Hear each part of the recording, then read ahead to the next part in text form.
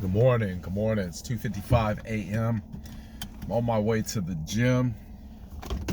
I didn't get inside until 10 o'clock last night. And the reason why I didn't get in until late is because I was working on a new project. Now, obviously, I have my real estate business, and I'm very proud of where it's going, and I'm proud of where it's going to be at. I was taking on this new business, and as I was driving home, I was telling my wife I needed her to do something in it. I said, go ahead and do this, and I said, this is going to work out really well. And I said, I know, because my energy level is high. I don't feel like I'm being drugged. Let me turn this on. I don't feel like I'm being drugged into something. And it's rare that I feel like I'm being drugged into something, because I don't get involved in things that, one, I don't feel like doing. Even this particular project took me about a year or so before I could really decide if I wanted to commit into it. And that's just from making sure that all the right pieces and all the right components were in place in order to make the best possible decision. And I'm saying all this to say, one is, you, and you know that if you just shucking and jiving and you just dancing for the crowd, or you really committed. Two is, never become involved with anything where the pieces that are involved with it aren't right. You know, I had somebody reach out to me yesterday. I don't even know. Honestly, I don't know what they were trying to get out of me, but everything about it sounded, you know, it might have been on the level. I don't know, but I wasn't willing to even go in that direction, because the way it was presented was, hey, do you want to make this fast money?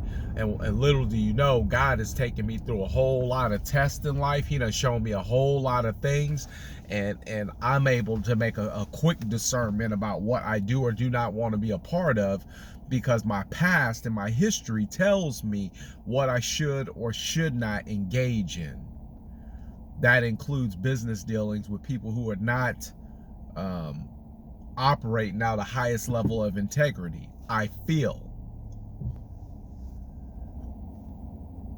And when you go ignoring your past signs, and that's I think I don't think there's any truer situation where people ignore their past than in relationships.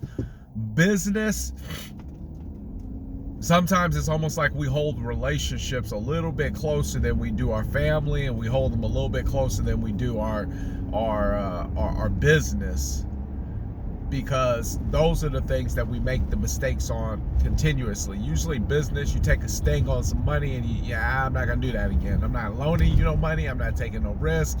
I'm not doing anything because I got hurt last time. Relationship, we'll just keep throwing ourselves into the lake of fire, even though it's the same person, he just got a different name.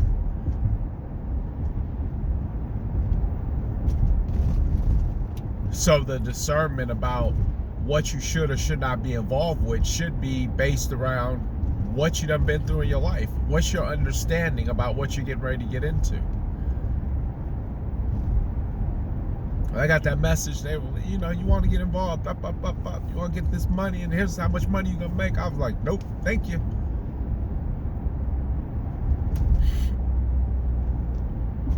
Because I was considering the source. The reason why I decided to go into this other business venture is because I considered the source. And I was talking to my wife about this separate venture and how good I believed it was going to be, and the future of it, and the reason why I felt so strong about it. I said, man, I'm dealing with some people with some integrity. I'm dealing with some people with some integrity. So I think I can do this. I know I can do this. Say, okay. It's all right. And too often we'll just ignore the previous situations in our life. And I've got to tell you, things happen for you, not to you, so that they can help you avoid doing it again. But boy, we are a glutton for punishment. But everything about you, at a certain point, you should start knowing yourself. I mean, women know their bodies. I mean, they've been going through womanly stuff all their life. So they get to a point, my wife can tell you when her menstrual cycle is going to be, or, what's happening with this, or what's happening with that, because she's been through her body. I can tell you what's going on in my body. Why don't we apply those same things to our every other aspect of life that we're engaged in or we're dealing with? And it comes down to the fact of we feel like we have control. It's like a junkie who's saying, I can just have one more. Just one more. They always think they have control over something. And little do they know, it's that one more mentality that keeps them hooked on whatever it is that they are addicted to. But we justify it. We don't clarify it. We justify it. And then we never correct. We never course correct.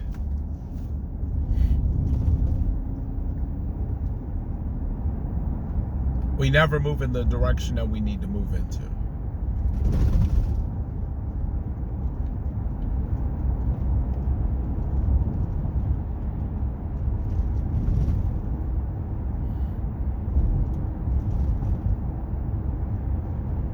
And so we make the same mistakes over and over again. And just like I was telling my wife, I'm like I'm excited. And usually when I can stay up and I can work on something and I can read the information and kind of go through everything, I'm excited.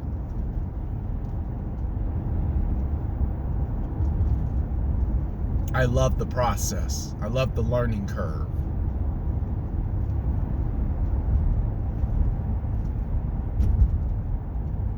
That's a part of knowing myself. That's how I knew it'd work out. That's how I knew it would be a good business to get involved with, a good venture to get into. Because there was nothing that was conflicting my spirit. Not to say I don't make bad decisions sometimes, not to say I don't make bad choices, but I've had situations where my spirit will conflict with me. I know I wanted to send this message. I'm in this transaction. I was in this transaction. I can speak about it now because it's over. You can always talk about things that are over. You never want to talk about things you're going through. And it just wasn't going the way that I thought it should. And I really wanted to start firing off some rounds. I must have wrote a text twice and erased it. Wrote an email twice and erased it. And both times I had to do it because my spirit was conflicting. My spirit was not at ease with the action I was getting ready to take. So I would write it, then erase. And maybe there was some healing, some medicinal healing in the fact that I was able to erase the message, but I was able to actually get it out.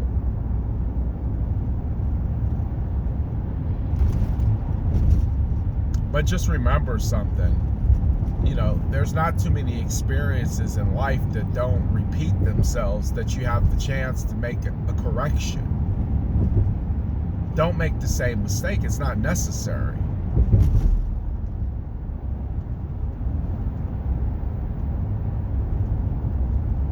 Just make the correction.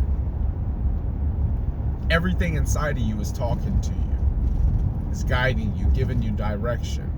All you have to do is listen.